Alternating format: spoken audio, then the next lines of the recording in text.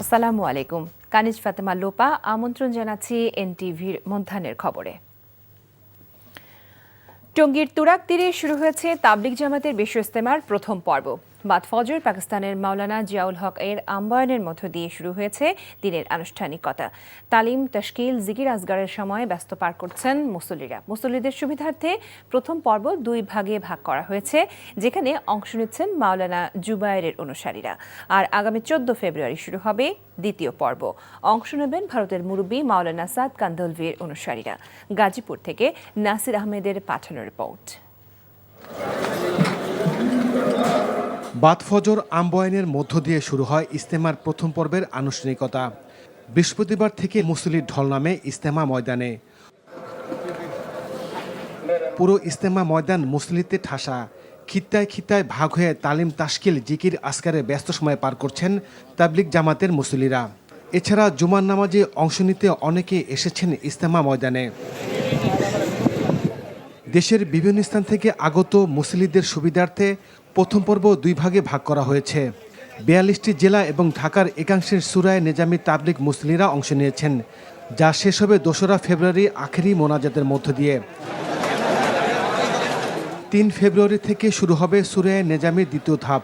এতে অংশ নেবেন ঢাকার একাংশ এবং 22টি জেলার তাবলিগ মুসল্লিরা, যা শেষ হবে 5 ফেব্রুয়ারি আখেরি মোনাজাতের মধ্য দিয়ে।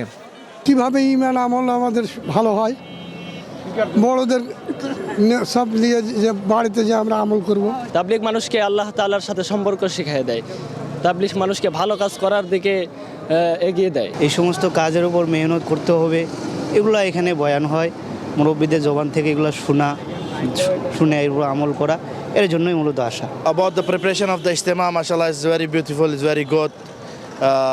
All the people are very respectful in Bangladesh, mashallah, tabarakallah. This is my first time in Ijtima.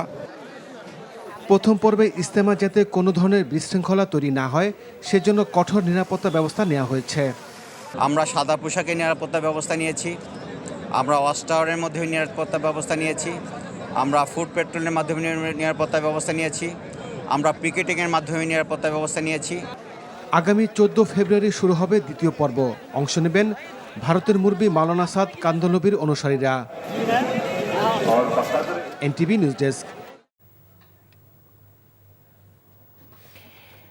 বিশ্ব ইজতেমার প্রথম পর্বের সর্বশেষ খবর জানতে আমরা সরাসরি চলে যাচ্ছি টঙ্গীর তুরাগ তীরে। সেখানে থেকে আমাদের সাথে যুক্ত হচ্ছেন স্পেশাল করেসপন্ডেন্ট হাসান মাহমুদ। হাসান, বিশ্ব ইজতেমার আজকের পর্বের কার্যক্রম এবং ইজতেমা মাঠের সার্বিক পরিস্থিতি নিয়ে কি তথ্য আছে আপনার হাতে এই মুহূর্তে? আসলে ইজতেমা মাঠে বিপুল সংখ্যক মানুষ উপস্থিত হয়েছে, মানুষ আসছে। আসছে এ কারণে যে আজকে জুমার নামাজ দিয়ে ইজতেমা শুরু হচ্ছে। যদি বলি 6 দিনের বিশ্ব ইজতেমা শুরু হয়েছে, অর্থাৎ প্রথম পর্বে 3 দিন এবং তারপরে এই পর্ব শেষ হলে আরও 3 দিন। এই 2 পর্বে বিভক্ত বিশ্ব ইজতেমার শুরুটা আজকে হয়েছে এই শুক্রবার জুমার দিনে এবং জুমার নামাজ আদায়ের জন্য এখন আসলে মূল প্রস্তুতি। এবং জুমার নামাজ যেহেতু সামনে, সেজন্য সবাই যে অজু, গোসল এবং বিশেষ করে জুমার পরে যে মধ্যাহ্ন বা দুপুরের খাবার, সেই ব্যবস্থা বা খিত্তায় বলতে অর্থাৎ এই যে তাঁবুগুলো দেখতে পাচ্ছেন, এগুলো প্রত্যেকটি আলাদা আলাদা যে তাঁবু, যে অঞ্চলের, যেই জেলার, যেই উপজেলার, সেগুলোকে আলাদা আলাদা খিত্তা হিসেবে এখানে উল্লেখ করা হয়। সেই 160 একর জমি এই টঙ্গীর তুরাগ পাড়ে যে বিশ্ব ইজতেমার জন্য নির্ধারিত, সেখানে কিন্তু মানুষ ইতিমধ্যে বলা যায় যে বিপুল সংখ্যক মানুষ কানায় কানায় প্রায় ভরে গেছে এবং আরও মানুষ আসছে। এবং সবসময় কিন্তু এই বিশ্ব ইজতেমার যে জুমার জামাত, এই জামাতে অংশগ্রহণ করার চেষ্টা করেন মুসল্লিরা। আশপাশে যারা এই মাঠে নেই, আশপাশে রয়েছেন বাড়িঘরে, তারাও আসছেন। সব মিলিয়ে এইখানে আমল করা অর্থ হচ্ছে মহান আল্লাহর বাণীকে, মহান আল্লাহর কালেমাকে নবী রাসূল সাল্লাল্লাহু আলাইহি সাল্লাম যেভাবে বিশ্ব মানবতার জন্য ছড়িয়ে দিয়েছিলেন, তারপরে যেহেতু কোনো নবী নেই, সেই নবীদের কাজ করার জন্য উম্মতদেরকে দায়িত্ব দেওয়া হয়েছে এবং এটা হচ্ছে নবীদের কাজ যারা উম্মত করবে। এবং হযরত মুহাম্মদ সাল্লাল্লাহু আলাইহি সাল্লাম শেষ নবী, কালেমার দাওয়াত দেয়াই হচ্ছে এর মূল উদ্দেশ্য। এবং এইখানে এই তাঁবুগুলোতে মূলত সেই তাশকিল এবং সেই হরকতি চলে, মোটামুটি সেই বিষয়গুলোরই আমল করা হয়, সেই বিষয়গুলোর পর্যালোচনা করা হয়, জানা হয় এবং এখান থেকে বিশ্ব মুসলমানের দরবারে কালিমার দাওয়াত নিয়ে ছুটে যান। তো এইবারের বিশ্ব ইজতেমাটা একটু ভিন্ন আঙ্গিক। এই জন্য বলছি যে কিছুদিন আগে বিশ্ব ইজতেমার যে 2 পক্ষ, সেই পক্ষের মধ্যে যে গণ্ডগোল অথবা মারামারি, সেই মারামারির ছিটেফোঁটাও আমরা কিন্তু দেখিনি। সেই মানুষের মধ্যে একটি দুঃখ আছে যে এইটি যাতে না হয়, সামনের দিকে যা ইসলামের জন্য যেহেতু এই তাবলিগ, সেই কারণে যাতে দুই পক্ষ বিভেদ বা বিভাজন বা মারামারি বা হানাহানি সৃষ্টি না হয়, সেই বিষয়টির তাগিদ এখানে যারা এসেছেন সেটি বলেছেন। তো সব মিলিয়ে বিশ্ব ইজতেমার জুমার জামাতের জন্য প্রস্তুতি নেওয়া হচ্ছে এবং মাওলানা জুবায়ের তিনি আজকের এই জুমার জামাতে ইমামতি করার কথা এখন পর্যন্ত রয়েছে। ফাতেমা। টঙ্গী থেকে জানছিলাম বিশ্ব ইজতেমার আজকের দিনের খবর। অমর একুশে গ্রন্থমেলায় যাতে ধর্মীয় উস্কানিমূলক বই প্রকাশ না পায় তার জন্য নজরদারি রাখা হবে বলে জানিয়েছেন ডিএমপি কমিশনার শেখ সাজ্জাদ আলী। সকালে বইমেলা প্রাঙ্গণে আইন শৃঙ্খলা পরিস্থিতি পরিদর্শনে গিয়ে তিনি এই কথা বলেন। বিভিন্ন জায়গা থেকে বিভিন্ন প্রোগ্রাম আসতেছে এবং আপনারা দেখছেন সেই সব প্রোগ্রাম আমরা মোকাবেলা করতেছি এবং প্রোগ্রাম তো দিতেই পারে, ভিডিও বার্তা মিডিয়ার জগৎ প্রোগ্রাম দিতেই পারে এবং সেগুলো তো আমরা প্রতিদিনই মোকাবেলা করে যাচ্ছি এবং নিষিদ্ধ ঘোষিত ছাত্রলীগের অনেক নেতাকে আমরা ইতিমধ্যে অ্যারেস্ট করেছি, তারা বন্দি আছে। তারা যদি এরকম কোনো অ্যাটেম্প নেয় অবশ্যই আমরা ব্যবস্থা নিব, তবে আপাতত দৃষ্টিতে আমি কোনো আশঙ্কা দেখি না। এই মুহূর্তে বাংলা একাডেমি বইমেলা প্রাঙ্গণে আছেন আমাদের সহকর্মী সাদরিনা খন্দকার। আমরা সরাসরি তার সাথে যুক্ত হচ্ছি। সাদরিনা, আগামীকাল থেকে শুরু হচ্ছে অমর একুশে বইমেলা এবং তার প্রস্তুতি চলছে, তো সার্বিক পরিস্থিতি আপনি কেমন দেখতে পাচ্ছেন?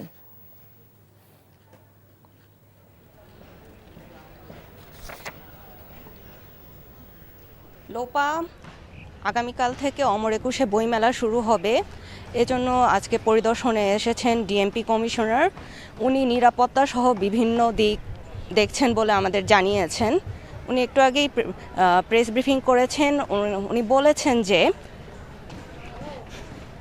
এবারের কয়েকটি পরিবর্তন এনেছেন। আগের বার মেলা চলাকালীন সময়ে যে টিএসসি থেকে দোয়েল চত্বর পুরাটা রাস্তা বন্ধ থাকতো, মানুষের জনদুর্ভোগ হতো। এবার এরকম হবে না, শুধু মেলা চলাকালীন সময়টুকু, যেইটুকু সময় মেলা চলবে সেইটুকু সময় বন্ধ থাকবে আর বাকিটুকু সময় জনসাধারণের জন্য উন্মুক্ত থাকবে, যেন মানুষ সবাই চলাচল করতে পারে। এবং এখানে হচ্ছে 5টি দোয়েল চত্বর টিএসসি সহ 5টি পার্কিং জোন তারা চিহ্নিত করে দেবেন, যেন মেলার আশেপাশে মানুষ পার্কিং না করে ওই জায়গায় পার্কিং করে এবং ওখানেই যেন রিক্সা থেকে মানুষ চলাচল করতে পারে। তারা এবার বিভিন্ন ব্যবস্থার মধ্যে একটা ব্যবস্থা নিয়েছে যে মা আর শিশুদের জন্য ব্রেস্ট ফিডিং একটা সেন্টার করেছেন এবং ডিএমপি কমিশনার সবাইকে আহ্বান জানিয়েছেন যে আমাদের যেন মেলার পরিবেশ সুন্দর থাকে, এজন্য হকার মুক্ত থাকে, এজন্য পুলিশ, র্যাব সহ সবাই এখানে উপস্থিত থাকবেন এগুলো দেখার জন্য। এবং প্রতিবারে যে একটা অভিযোগ থাকে যে বাণিজ্য মেলা, বই মেলায় যে অতিরিক্ত মূল্যে খাদ্যদ্রব্য বিক্রয় হয়, সেটাও যেন এবার না হয়, এই ব্যবস্থাও তিনি গ্রহণ করেছেন বলে আমাদের জানিয়েছেন। এই ছিল আমার কাছে সর্বশেষ। জানছিলাম বইমেলার প্রস্তুতির সর্বশেষ খবর। স্বতন্ত্র বিশ্ববিদ্যালয় সহ 7 দফা দাবিতে অনশন কর্মসূচি অব্যাহত রেখেছে তিতুমির কলেজের শিক্ষার্থীরা। তবে সাধারণ মানুষের দুর্ভোগের কথা বিবেচনায় নিয়ে মূল সড়ক থেকে সরে গিয়ে কলেজের সামনের ফটকে কর্মসূচি পালন করছেন তারা। শিক্ষার্থীরা বলছেন সরকার তাদের দাবি যৌক্তিক বললেও সেটি বাস্তবায়নে কোনো পদক্ষেপ না নেওয়ায় আন্দোলন করতে বাধ্য হয়েছেন তারা। যত দ্রুত সম্ভব তাদের যৌক্তিক দাবি মেনে নেওয়ার জন্য সরকারের প্রতি আহ্বান জানিয়েছেন শিক্ষার্থীরা। এবার দাবি পূরণে সরকার টালবাহানা করলে কঠোর কর্মসূচির হুঁশিয়ারি দিয়েছেন আন্দোলনকারীরা। এর আগে বৃহস্পতিবার সকাল 11টায় কলেজের সামনের সড়কে অবস্থান নেন শিক্ষার্থীরা। মধ্যরাত পর্যন্ত সড়ক অবরোধ করে বিক্ষোভ করেন তারা, যার ফলে দুর্ভোগে পড়েন সাধারণ মানুষ।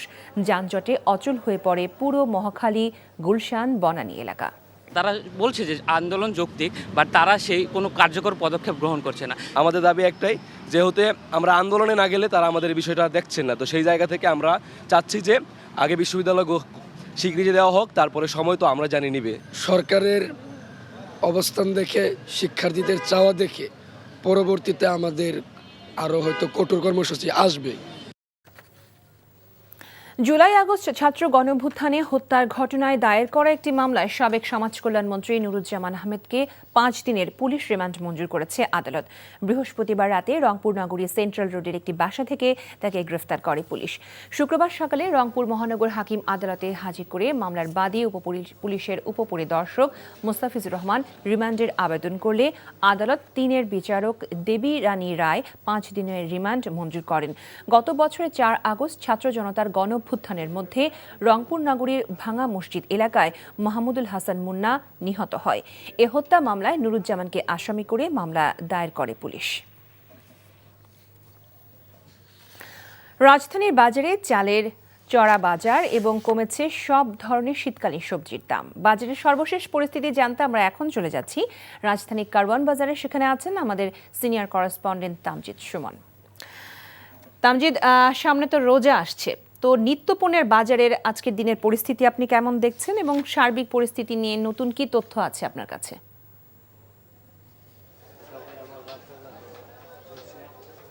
লোপা, রোজা আসার আসলে মাসখানেক বাকি রয়েছে, তবে আমি নিত্যপণ্যের বাজার পরিস্থিতি জানাতে প্রথমে চালের কথা বলতে চাই, কারণ চালের যে অস্থির বাজার, এই গত 2 মাস থেকে যে বাড়তি দামে চাল বিক্রি হচ্ছে সেটি কিন্তু অব্যাহত রয়েছে।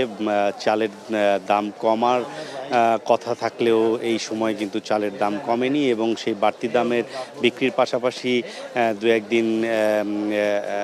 দু একটি প্রকারভেদে চালের দাম আরও বেড়েছে।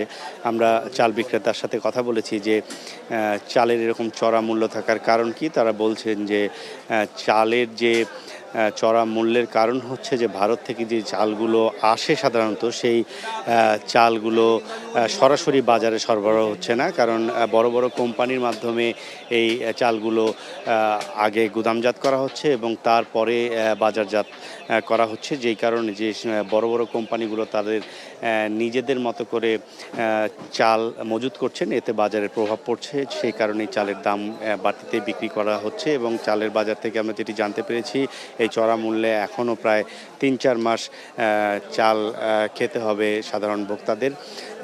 এছাড়া যদি আমি অন্যান্য নিত্যপণ্যের কথা বলি, রমজান মাস আসছে, ছোলা, চিনি, তেল এগুলোর অনেক বেশি চাহিদা থাকে। সেক্ষেত্রে আমরা দেখেছি যে এই সব পণ্য খুব বেশি যে দাম বেড়েছে তা নয়, ছোলা কিছুটা বেশি দামে বিক্রি হচ্ছে এবং তেলের সরবরাহ একেবারেই কম।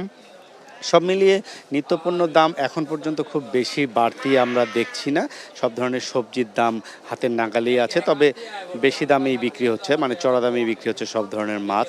তো সব মিলিয়ে সবজির বাজার স্বস্তি থাকলেও চালের বাজারে একেবারেই স্বস্তি নেই এবং এই চড়া মূল্যে চাল কিনতে হচ্ছে এবং আগামী 3-4 মাস এই চড়া মূল্যেই চাল কিনতে হবে বলে জানিয়েছেন চাল ব্যবসায়ীরা। লোপা, জানছিলাম নিত্যপণ্যের বাজারের সর্বশেষ পরিস্থিতির খবর। ছিল না রিকশা ভাড়ার টাকা, প্রায় 40 মিনিট পায়ে হেঁটে যেতেন কলেজে, অন্যের বাড়িতে থেকে প্রাইভেট পড়িয়ে নিজের পড়ার খরচ নিজেই চালাতেন। লালমনিরহাটের অদম্য মাকসুদা আল বাড়ি মিম কখনো দমে যাননি, শত বাধা উপেক্ষা করেও চালিয়ে গেছেন লেখাপড়া। এর ফলস্বরূপ এবার মেডিকেল ভর্তি পরীক্ষায় উত্তীর্ণ হয়ে কৃতিত্বের স্বাক্ষর রেখেছেন। তবে সামনের দিনগুলোতে কিভাবে নিজের মেডিকেল পড়ার খরচ যোগাবেন তা নিয়ে দুশ্চিন্তায় পড়েছেন দরিদ্র পরিবারের শিক্ষার্থী। লালমনিরহাট থেকে হায়দার আলী বাবুর পাঠানো রিপোর্ট। বাবা মিজানুর রহমান একসময় ছিলেন রড মিস্ত্রি। শারীরিক সমস্যার কারণে মিস্ত্রির কাজ ছেড়ে এখন করেন চাষাবাদ। মা আরিফা আক্তার সংসার চালাতে মাঝে মধ্যে অন্যের বাড়িতে কাজ করেন, ফলে কোনো রকমে চলছে সংসার। দরিদ্র এই পরিবারের বড় মেয়ে মাকসুদা আল বাড়ি মিম। বাবার সামর্থ্য নেই লেখাপড়া করানোর, তবুও থামতে চাননি মিম। নিজের চেষ্টায় চালিয়েছেন লেখাপড়া। 2022 সালে লালমনিরহাট সদর উপজেলার ফুলগাছ উচ্চ বিদ্যালয় থেকে এসএসসি ও 2024 সালে দুরাকুঠি বেগম কামরুন্নেসা ডিগ্রি কলেজ থেকে এইচএসসি পরীক্ষায় জিপিএ 5 পেয়েছেন। প্রতিকূলতা অনেক ছিল, কিন্তু আমি এটা কখনোই মনে করি নাই যে দারিদ্রতা, এরকম প্রতিকূলতা, অনেক সমস্যা ছিল, এগুলো কখনো আমাকে আটকাইতে পারবে। আমার এটা কখনো মনে হয় নাই। ইচ্ছা ছিল ডাক্তার হব। স্কুল থেকে আমি প্রাইভেট পড়াইতাম, এমনকি আমার এসএসসি পরীক্ষা কালকে, ফিজিক্স পরীক্ষা আজকেই আমাকে বললো যে আজকে পড়াইতে হবে। মিম একসময় গ্রাম থেকে চলে আসেন লালমনিরহাট শহরে। এরপর কলেজ শিক্ষক জয়নুল আবেদিন স্বপনের বাড়িতে ওঠেন মিম। সেখান থেকে বিভিন্ন জায়গায় প্রাইভেট পড়িয়েই তিনি চান্স পান দিনাজপুর মেডিকেল কলেজ হাসপাতালে। তার পারিবারিকভাবে তার যে সংগ্রাম, একজন মানুষের অদম্য ইচ্ছা এবং প্রাণশক্তির দ্বারা সে আজ এই অবস্থানে এসেছে। কোনো প্রাইভেট না পড়েও মানুষ যে আত্মবিশ্বাস থাকলে সাফল্য হয় তা প্রমাণ দিয়েছে এই মিম। মেডিকেল কলেজে পড়ার সুযোগ পেয়েছেন, তাই উচ্ছ্বসিত তার বাবা মা। কিন্তু কিভাবে মেয়ের লেখাপড়ার খরচ জুটবে তা নিয়ে দুশ্চিন্তায় দিন কাটছে পরিবারটির। আজ পর্যন্ত পারিনি আমার মেয়েকে আমি মন থাকিয়ে একটা ভালো কিছু খাওয়াবো, আমি পারি না। এমন আমি অভাবী, এমন আমি কষ্টে। আমি বাবা হয়ে অনেক খুশি হয়েছি। আমার যে আয়, সাংসারিক যে আয়, এই আয় দিয়ে আমি আমার মেয়ের খরচ চালাইতে পারতেছি না। মিমের মেডিকেল কলেজে ভর্তির জন্য সম্প্রতি জেলা প্রশাসন 12,000 টাকা সহায়তা করেছে। সমাজের হৃদয়বান মানুষ তার পাশে এসে দাঁড়াবেন, এমনটিই প্রত্যাশা সবার। NTV news desk. এই ছিল মধ্যাহ্নের খবরে। এই খবরের ভিডিও সহ আপডেট জানতে ভিজিট করুন এনটিভি অনলাইন www.ntvbd.com। এছাড়াও এনটিভির জনপ্রিয় সব অনুষ্ঠান ও খবরের আপডেট জানতে ভিজিট করুন আমাদের ইউটিউব ও ভেরিফাইড ফেসবুক পেজ। 2টায় দুপুরের খবর দেখার আমন্ত্রণ রইল। সবাইকে ধন্যবাদ।